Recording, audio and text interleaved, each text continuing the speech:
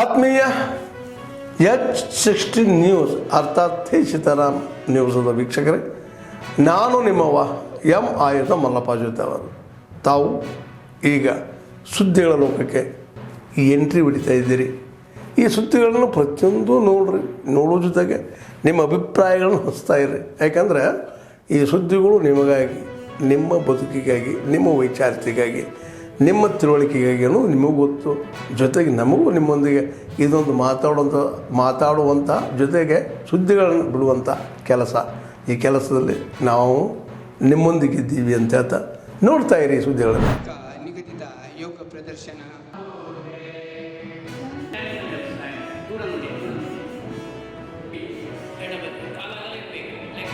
ಅಂತಾರಾಷ್ಟ್ರೀಯ ಯೋಗ ದಿನಾಚರಣೆ ಪ್ರೋಟೋಕಾಲ್ ಕಾಲಾಗಲ ಎಸ್ ಕ್ಯಾಚ್ ದ ಹೀಲ್ಸ್ ಹಸ್ತವನ್ನು ನೋಡುತ್ತಾ ಎಲ್ಲ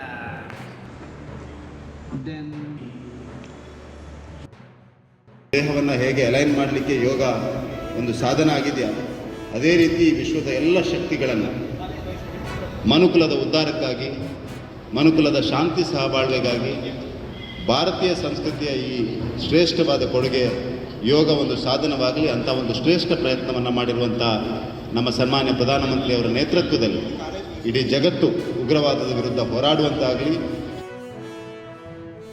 ಆಚರಣೆ ಮಾಡಬೇಕಾಗ್ತದೆ, ಯೋಗನ ನಾವು ಕಲಿಬೇಕಾಗ್ತದೆ, ಯೋಗನ ಪಾಲಿಸಬೇಕಾಗ್ತದೆ. ಈ ಯೋಗ ಅನ್ನೋದು ದೈಹಿಕ ಅಭಿವೃದ್ಧಿಗೆ ಒಂದೇ ಅಲ್ಲದೆ ನಮ್ಮ ಮಾನಸಿಕ ಸಮತೋಲನ ಕಾಯ್ಕೊಳ್ಳೋದಕ್ಕೂ ಕೂಡ ಬಹಳಷ್ಟು ಮುಖ್ಯವಾದಂಥದ್ದು. ಸೊ ದೈಹಿಕ ಬೆಳವಣಿಗೆ, ಮಾನಸಿಕ ಬೆಳವಣಿಗೆ ಇದ್ದರೆ ಒಬ್ಬ ಮನುಷ್ಯನಲ್ಲಿ ಖಂಡಿತವಾಗಿಯೂ ಅವನ ಎಲ್ಲ ರೀತಿಯ ಬೆಳವಣಿಗೆ ಆಗ್ತದೆ. ನನ್ನ ಆರ್ಥಿಕ ದೂರದಲ್ಲಿ ಕಾಣುವ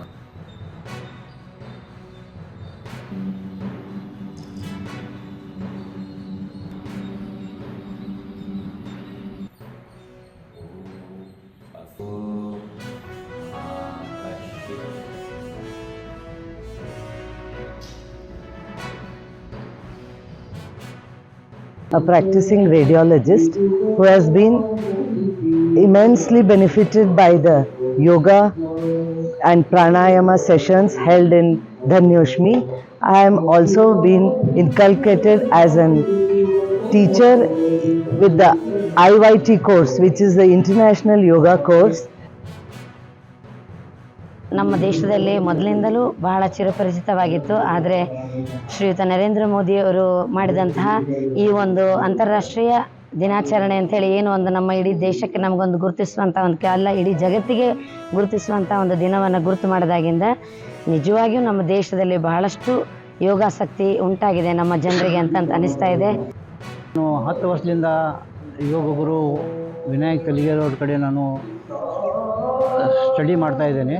ಆಮೇಲೆ ನಾನು ಕ್ಲಾಸು ತೊಗೊತಾ ಇದ್ದೇನೆ.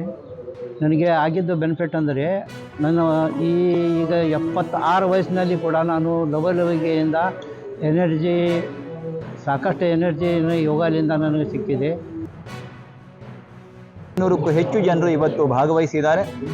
ಯೋಗ ದಿನ ಆಚರಣೆ ಮಾಡೋದು ಇವತ್ತು ಮಾತ್ರ ಅಲ್ಲ, ಇದು ನಿರಂತರವಾಗಿ ಮುಂದುವರಿಬೇಕು. ಇದು ನಿತ್ಯ ನಿರಂತರವಾದ ಚಟುವಟಿಕೆಯಲ್ಲಿ ಒಂದಾಗಬೇಕು.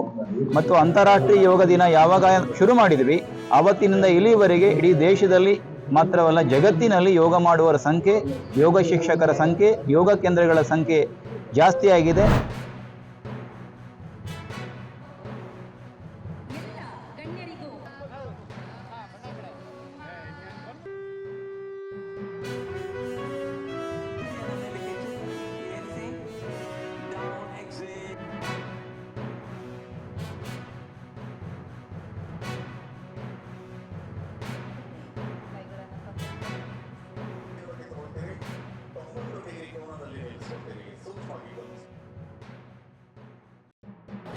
ಹೆಲ್ತ್ ಫಾರ್ ಆಲ್ ಅಂತ ಹೇಳಿ ಇನ್ನು ಎಲ್ರಿಗೂ ಸಿಕ್ಕಿಲ್ಲ.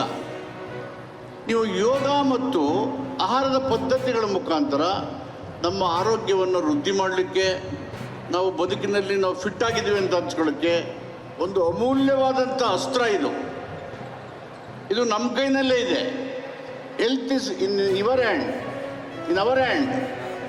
ಸೊ ಇದನ್ನು ಸುಲಭವಾಗಿ ಮಾಡಲಿಕ್ಕೆ ಸಾಧ್ಯ ಆಗುತ್ತೆ.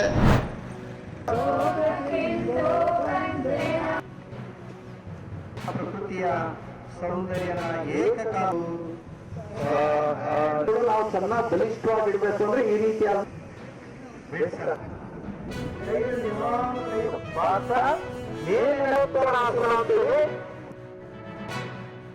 ಒಂದು ಸಂದೇಶವನ್ನು ಕೊಡಬೇಕು ಅನ್ನುವಂಥದ್ದು ಈ ಬೃಹತ್ ಯೋಗ ಪ್ರದರ್ಶನದ ಹಿಂದಿರುವಂತಹ ಉದ್ದೇಶ.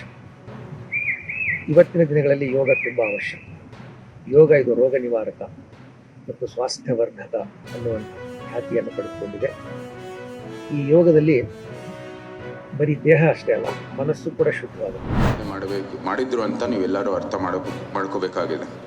ಬರೀ ಒಂದು ಸ್ಟ್ಯಾಟಿಕ್ ಆಗಿರ್ತಕ್ಕಂಥ ಒಂದು ವ್ಯಾಯಾಮ ಪದ್ಧತಿಯನ್ನು ಒಂದು ಡೈನಾಮಿಕ್ ಫ್ಲೋ ಆಗಿ ವಿನ್ಯಾಸ ಪದ್ಧತಿಗೆ ಅವರು ಪರಿವರ್ತನೆ ಮಾಡಿ, ನಂತರ ಸೂರ್ಯ ನಮಸ್ಕಾರ ಸಹ ಇಲ್ಲಿರುವಂಥದ್ದು ಏನು ವಜ್ರಮುಷ್ಟಿ ಮತ್ತು ಕುಸ್ತಿಯ ಒಂದು ಅಖಾಡಗಳಲ್ಲಿ ನೋಡ್ತಾ ಇರುವಂಥದ್ದು ಪದ್ಧತಿಯ ದಂಡಗಳನ್ನು ಕೂಡ ಅಳವಡಿಸಿಕೊಂಡು ಆ ಸೂರ್ಯ ನಮಸ್ಕಾರ ಪದ್ಧತಿಯನ್ನು ಕೂಡ ಇಲ್ಲೇ ಮೈಸೂರಲ್ಲಿ ಪ್ರಾರಂಭ ಮಾಡಿದ್ದು ಶ್ರೀ ಟಿ ಕೃಷ್ಣಮಾಚಾರ್ಯರು. ಆದ್ಮೇಲೆ ಎಲ್ಲ ಸುದ್ದಿಗಳನ್ನು ನೋಡಿದ್ರಲ್ಲ, ಏನು ಅನಿಸ್ತು ನಿಮಗೆ?